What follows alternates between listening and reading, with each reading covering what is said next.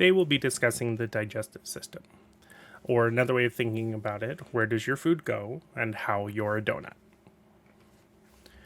The general functions that we'll be going over are how food is broken down, the absorption of nutrients and H2O or water, and the expulsion of waste, so the byproducts or what's left over after the absorption process. Structures that we'll be covering are the oral cavity, the tongue, teeth, esophagus, stomach, small intestine, pancreas, liver, gallbladder, spleen, the large intestine, and the attached appendix, as well as the rectum and the anus. We'll also be covering some components. Enzymes, which are usually a protein. These are a chemical catalyst that helps break down substances. For example, eating a veggie burger, it will be broken down into carbs, protein, and fat. There is also a thick fluid secretion found along this system called mucus. It functions as a lubricant and protection from enzymes and acid that would otherwise break down digestive tissues. Hormones are also involved in this system. They act as chemical messengers that cause certain reactions in various tissues, influenced by the sympathetic and parasympathetic nervous systems additionally. There's also a smooth muscle component in the digestive system that functions in the walls to move food by peristalsis, in the stomach to move and mix food substances, and as valves or rings of muscle at the entrances and exits of different components. These are going to be your sphincters found along the entire digestive system. The alimentary canal, it goes from mouth to anus. This is the hole in the donut. Food moves along this pathway. Essentially, the alimentary canal is an external portion of our body that food that has been chewed and mechanically broken down slides across, and through the exposure to enzymes and mucus and fluid, the nutrients is then absorbed into the body. And so this is kind of the whole of the donut, the outside portion of our body that food presses up against and then allows us to internalize that nutrients. The walls of this canal have 4 layers all throughout. The first layer being the mucosa or the innermost layer. The second layer is the submucosa layer. Third is the muscularis layer. And the fourth layer is the serosa layer. Here's an image showing those layers in a typical portion of the alimentary canal, specifically the small intestine. So on the inner portion, we have a lumen, or the inner space, which is technically an outside portion of the body. So this is, we can think of as the outside, and so that food sliding through is touching an outside surface. The innermost layer, which would be in a way superficial, but we'll consider this just the innermost layer, is our mucosa layer and its 3 subsequent layers. Then we have a submucosa layer, and then the next layer, the muscularis layer, which has different layers of muscular tissue that serve different functions depending on the signaling that's received. And then on the outside of that, we have the serosa, a connective tissue layer that gives shape and form that we'll go over a little bit further in this section. The first layer that we'll be discussing is the mucosa layer. Its functions are to secrete mucus, enzyme, and hormones to aid in digestion and the absorption of nutrients and water. 3 layers make up the mucosa layer: the epithelium, lamina propria, and the muscularis mucosae. The epithelium is replaced about every 5 to 7 days. It has folds in its general structure called villi. This increases the surface area in this layer, allowing digestive fluids more contact with the skin, aiding in increased absorption. Along these stretches of epithelial tissue, you also have microvilli. These are portions of the cell with increased surface area even further, having little channels set in their surface area where more cells are present, allowing for, again, increased absorption of those digestive fluids. In this layer, there are 2 types of cells. Stratified squamous in areas of friction. So these are stacked layered cells that get scraped and rubbed away as larger portions of chewed food scrape over them. And then along these microvilli channels, you'll have simple columnar that aid in absorption, but also are releasing mucus and enzymes to aid with that chemical side of digestion. Moving on, you have the lamina propria. This is a connective tissue layer that contains the nerve endings, blood vessels, and lymphoid tissue. So this is where the blood vessels sit that will actually be moving those nutrients once they're inside the body into the rest of our circulatory system. And then we also have the muscularis mucosae. This is a muscle layer that helps drawing the folds in, maintaining more surface contact with the contents of the lumen, so it can aid in in constriction and dilation and movement of these folds to either increase or decrease that surface area. Here's a depiction in the stomach of those different layers. Where we're examining here, we can see the microvilli portion here, these channels that allow fluids to again have more surface contact with this area here. So we would see more columnar cells here, and then along this surface here, we would have more of those stratified squamous tissue. And so we have our surface epithelium, our lamina propria, our connective tissue layer in there, and then our muscularis layer of the mucosa layer, which would help contract and move these microvilli, kind of again propulsing this fluid over the surface to increase absorption. The second layer that we'll be talking about is the submucosal layer, situated in between the mucosal and muscularis layers. It is a connective tissue layer that suspends many of the blood vessels and nerves that control this portion of the system. So again, it's a connective tissue layer that holds blood vessels, nerves, and lymph vessels in place. Nerves from the submucosal plexus are influenced by the sympathetic nervous system and the parasympathetic nervous system. The sympathetic nervous system specifically decreases smooth muscle activity and granular secretion. So in times of fight or flight, our body is decreasing the activity of digestion. Whereas in times of rest, the parasympathetic nervous system stimulates smooth muscle activity and increases those granular secretions to focus on digestion. The third layer, the muscularis layer, is the large muscular layer that is going to be doing a lot of the movement through this system. I have an image here of the stomach, mainly to show that the stomach includes an additional third layer in the muscularis kind of externa portion, the oblique layer, that allows for that mixing and churning to occur more aggressively inside the stomach, where we don't need that or have that present in other portions of the alimentary canal.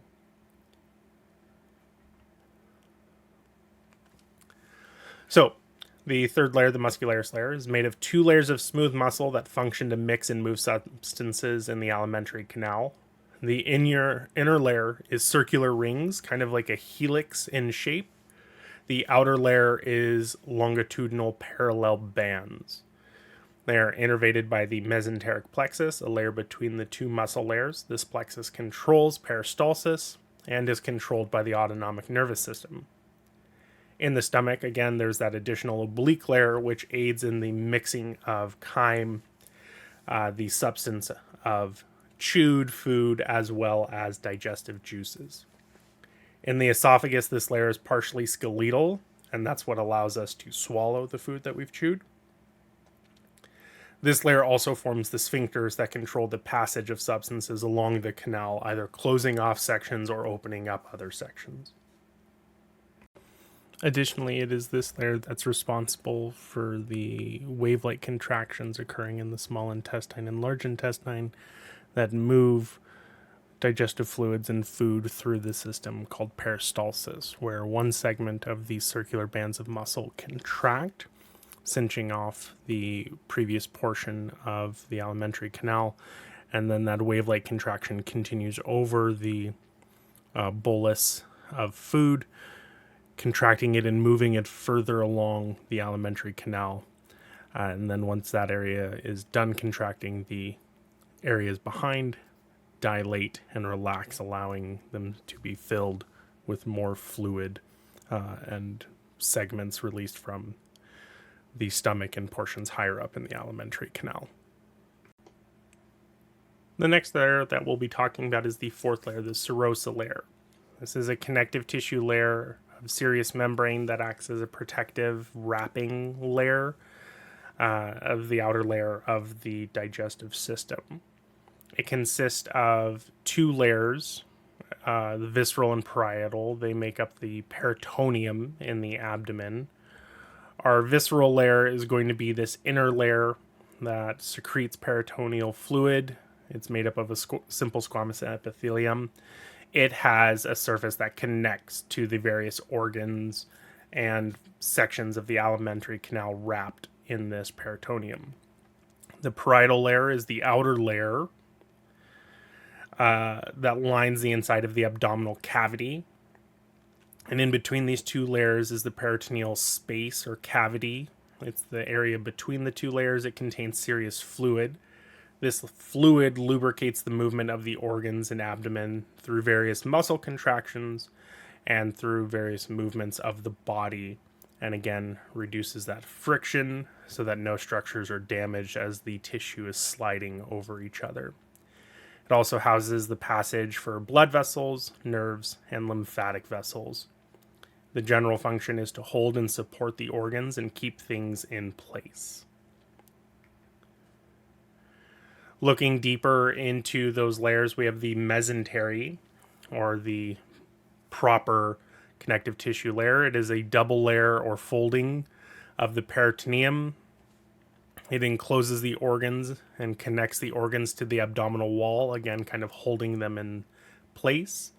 The ascending colon and the kidneys have no mesentery. They sit in the retroperitoneal space, so they aren't surrounded by this double fold of the mesentery.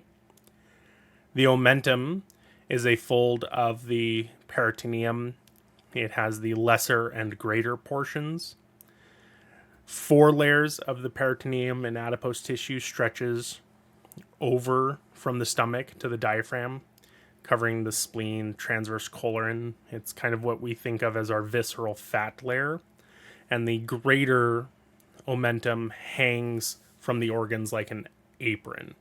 So again, kind of creating this anterior protective layer over them. And all of these are just stacked in layered forms of that peritoneum. And so our mesentery is a double fold, and our omentum is 4 layers folding over. So just folding in half again. What I like specifically about this image is this cross section showing how this double layer of serous membrane, the peritoneum, folds and wraps around all of the cross section of the small and large intestine. And so you can kind of see how if you had laid it all out flat and then wrapped all these structures around it and then kind of folded and compacted this structure into the abdominal cavity, this is where you get those double layers of the mesentery and then those quadruple layers of the omentum. Okay, so moving on from the connective tissue layers of the alimentary canal, we'll start to go through the pathway and the process and address the rest of the structures that we haven't talked about. So again, we're starting at the oral cavity. We have our tongue, our teeth, our esophagus, our stomach, small intestine, pancreas, liver, gallbladder, spleen, large intestine, and the appendix. Continuing on into the rectum and anus after that.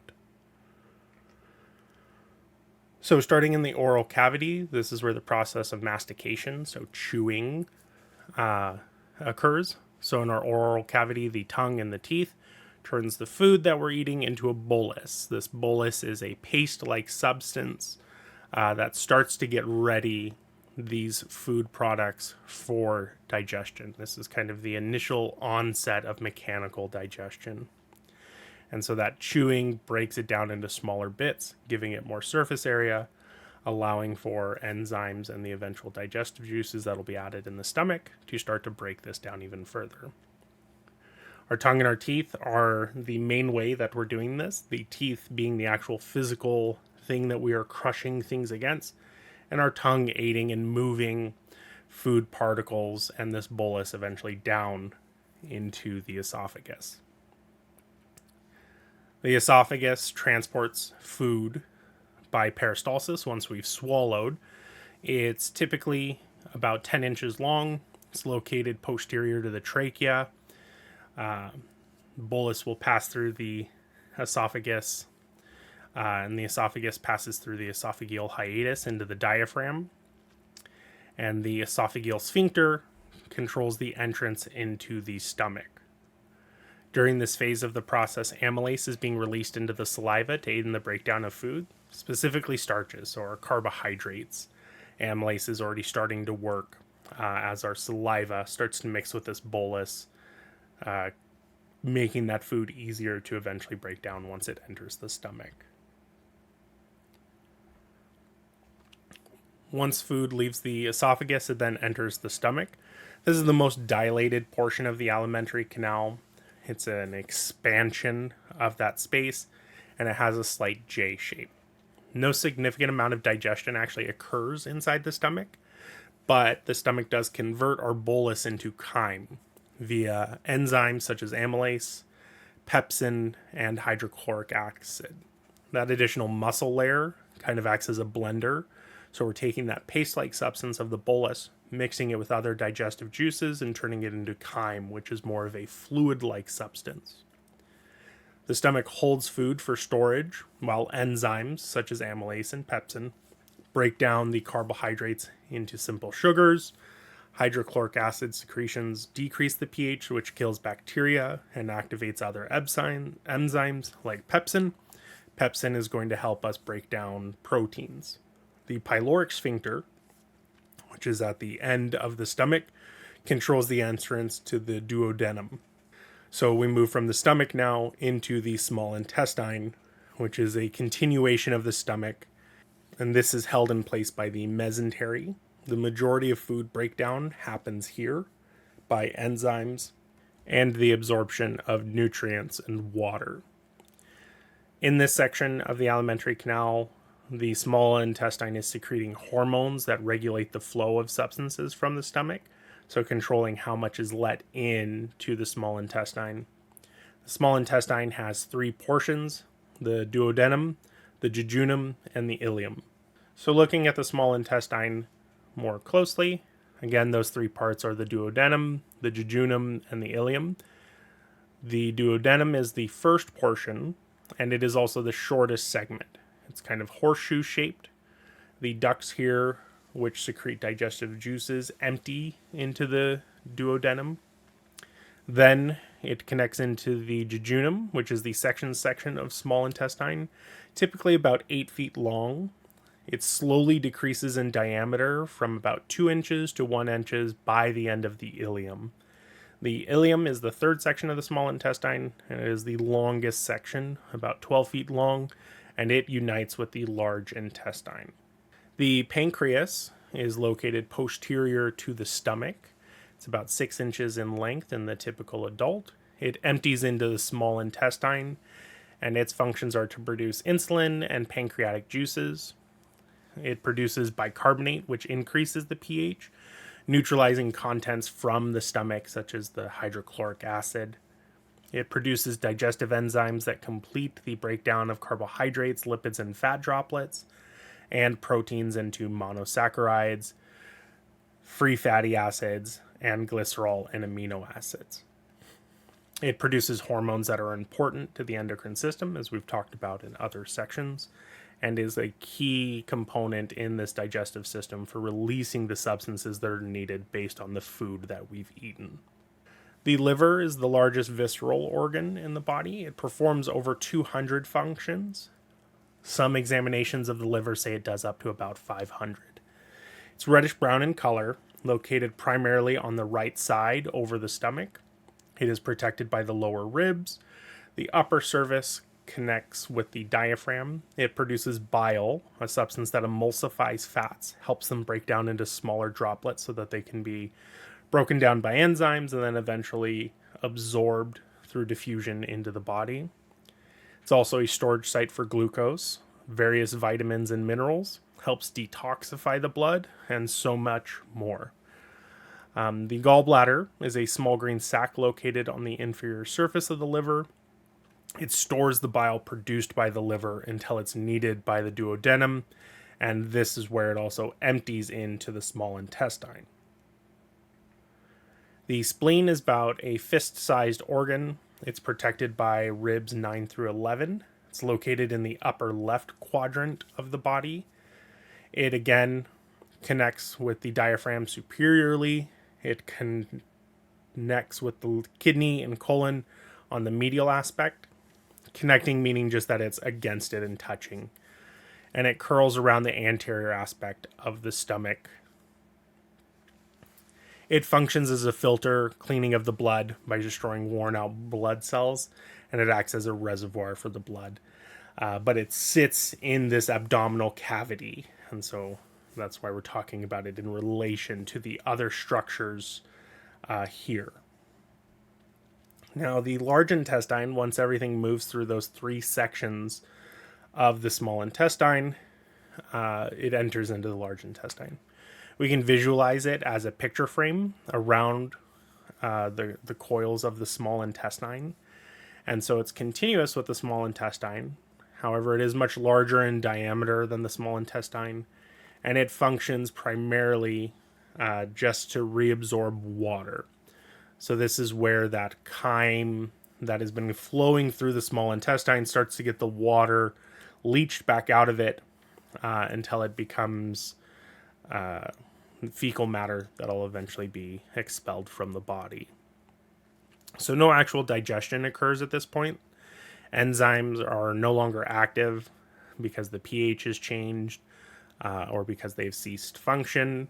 And so what's left over is a lot of waste from that digestion. And so this waste substance can remain in the large intestine for 12 to 24 hours while water is slowly leached from the fluid that enters. Now, factors such as diet and food content plus hydration can determine the frequency and consistency of bowel movements. And the amount of time that waste spends in the large intestine can affect the water content of fecal matter that leaves the body. That can be seen in examples like diarrhea, where there's high levels of water content, or constipation, where there can be very, very low levels of that water content. And so we're not moving things through this system because things are too dry and they're stuck. Waste passes through the large intestine to reach the end and then passes through the rectum and is expelled out of the anus. The anus has two sphincters. The inner is smooth muscle and under involuntary control, while the outer is skeletal and is under voluntary control. The large intestine consists of 4 sections before uniting and becoming the rectum.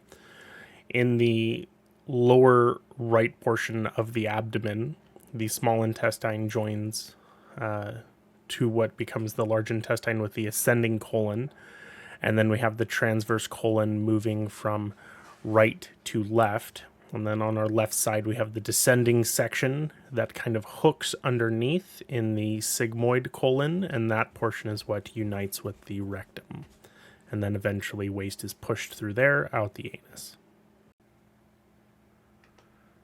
Now, the appendix is a small, thin, pouch-like organ attached to the large intestine in the lower right abdomen. And there's often a question of whether it's vesical or not. So it is once considered to be so, but is now looked upon for its more passive features in maintaining gut bacteria and flora.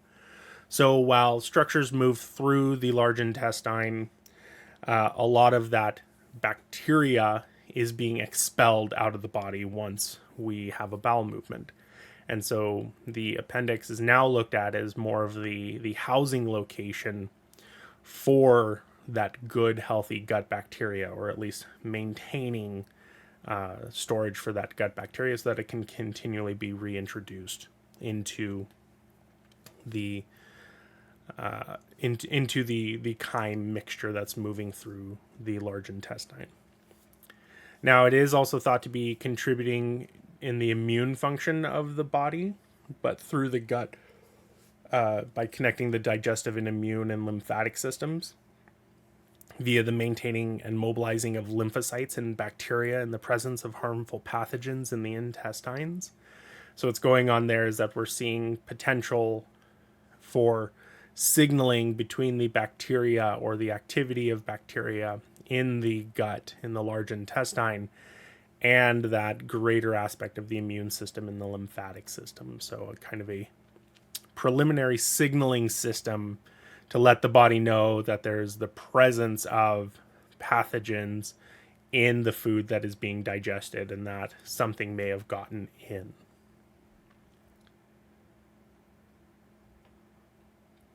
All right, so a summary of that pathway. We have some food, it enters our oral cavity, we chew it up, and it mixes with some initial digestive juices. Once a bolus is formed, we will then swallow that. So the bolus will now pass through the esophagus. It'll empty into the stomach, where it'll get mixed and churned with other digestive juices, becoming chyme. And then the liver, the gallbladder, and the pancreas will release substances into the small intestine to aid with the digestion. And through the small intestine, through the duodenum, jejunum, and ileum, that chyme will have the base components of carbohydrates, proteins, amino acids, peptides, and things like that leached out of it and brought into our lymphatic and circulatory system so that we can use the food that we've eaten. And then in the large intestine, through the portions of the ascending, transverse, and descending colon and the sigmoid colon, we have that water absorption going on. And then that substance will pass into the rectum and anus, where it'll then be passed outside of our body.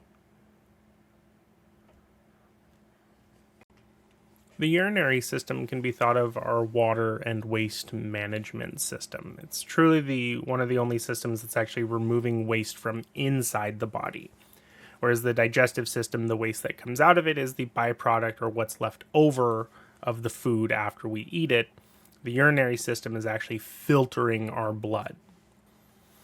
So the functions of our urinary system are to remove waste and toxic byproducts, to regulate the water content of our blood, to regulate the electrolytes that are in our blood, such as sodium, calcium, chlorine, magnesium, and potassium, and the release of erythroprotein, which stimulates red blood cell production in red bone marrow. The structures of the urinary system include 2 kidneys, which is also the third most valuable organ in some markets, 2 ureters, typically, which connect the kidneys to the bladder, and then the bladder connects to the urethra, which is how we expel excess waste out of our body. Here is an image of that system on the right here. We can see the 2 kidneys, the 2 ureters, and then the bladder just crusting over the pubic symphysis in the lower abdomen. And here on the left, we have an ectopic uterer. So that is an additional tract coming out of the kidney and sometimes connecting into the bladder itself, or in other times connecting into the urethra, which can cause some incontinence issues as fluid is not pooling in the bladder and being controlled by the sphincters there, but then leaking out of the body, which can lead to infection as well as other things. And so the presence of this is more just for understanding what these structures do, where they connect, and the importance of the order that they connect. Now, the main component of the urinary system is the kidney. It is a paired organ. It is supplied by renal arteries and drained by renal veins. It's located in the posterior upper quadrants of the abdomen and is protected by the 11th and 12th ribs posteriorly. Nephrons are the functional unit of the kidney. There's about 1 million of them in the kidney, and so the blood that passes through them is passing through all these little nephrons and is filtering this fluid from the bloodstream. That's typically about 180 liters per day. Now, in the average human, there's about 5 liters of blood, so that's roughly 36 or 40 filtrations per day. It recycles other substances into the bloodstream, filters out toxins and waste, produces urine, which maintains our blood volume. And so kidney stones are a dysfunction of the system. They block the tracks and cause inadequate volume of fluid to pass through, and so this can create inflammation and irritation, which is often why ultrasound is used to break these blocks up, these kind of calcified stones almost. From the kidney, we have our ureters, which are paired ducts that transports urine from the kidneys to the bladder. And then we have our bladder, which stores our urine, and our urethra, which is the passage from the bladder to the external body to eliminate urine from the body. Now what we see here is a zoomed in version of a section of a kidney at the nephron itself. So that is this structure here. This is a nephron. And so we have our renal arteries and veins coming into this space, and then that blood is passing through the nephron, and certain fluids are reabsorbed, other fluids are expelled through these collecting ducts, and then that becomes urine once it enters that space. So we have another kind of moving of fluid. We have intravascular fluid coming in through this space, blood, all the water, minerals, nutrients, and things like that. It all gets squeezed out in the glomerulus here through this process, and then the fluid that returns enters back into the venous system, and anything that's left over passes into these tubules into the collecting ducts and then is carried off towards the bladder. And so we'll go through the process that we have in the book as we look at this larger version of that image here. So again, our renal arteries enter into the kidney, eventually forming a porous capillary ball called a glomerulus. So that is that little structure right here, or in this expanded image here, you can see the arteries and this ball of capillaries on the inside. This is surrounded by a Bowman's capsule. This collects all of the fluid that is squeezed out of this dense network of capillary beds, and then that connects to the convoluted tube, which then takes it into the nephron proper. So all the fluid here gets squeezed out. None of the cells are leaked out like all of our other capillary beds, but all the fluid is squeezed out, so no fluid is retained, and that fluid is pushed into the nephron. Within the nephron, as we move through the proximal and distal convoluted tubes and through the loop of Henle, receptors, gates, channels along these tubes signal to certain substances such as water, glucose, or various electrolytes, based on the signaling that they receive from the body, open up and pull those substances back in. So in a way, what's happening is all of the blood is squeezed out in this Bowman's capsule here. And then it is the job of the nephron to only pull the things back into the body that the body needs or wants to keep. And so after all of this fluid passes through the two convoluted tubes, anything that's left over and not reabsorbed through the various arterial and venous networks that are attached to these tubes, where all of this substances is getting pulled into and then moved back into the body, then that fluid is moved out into junctional tubules and this collecting duct, and that collecting duct eventually empties into the ureters, which then lead to the bladder, and then once the bladder is full, signaling from the body causes it to expel that urine out through the urethra and then outside of the body. So a note about some of the things that regulate what allows things to stay in this network and then be expelled from the body, or signals to pull certain substances out.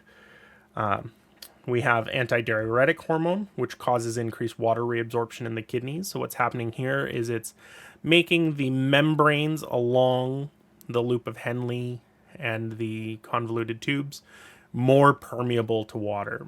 So it takes less osmotic pressure, and it allows that kind of hydrostatic pressure to push water back into the body. Now, alcohol and caffeine, they act as diuretics, which decreases the amount of reabsorption in the kidneys. And so because they're decreasing the water getting pulled back into our body and back into our bloodstream, they're going to increase urine production. Now, aldosterone regulates our water reabsorption by the sodium content. So it alters the ion channels and gates along this tube here to be more sensitive to some of those substances and allows them to travel over. And so then because we have this sodium movement into the body, we then also have an increased movement or an increased osmotic pressure, which pulls more water along with it. And so between aldosterone and antidiuretic hormone, that is one way that our body maintains blood volume by also reabsorbing all that water that had just been squeezed out. So that's a simple overview of our urinary system and digestive system. I do suggest that you also take some time to watch the crash course videos covering the digestive system and the urinary system to see some additional very good animations regarding these two very interesting systems. Thank you very much, and you all have a wonderful rest of your break.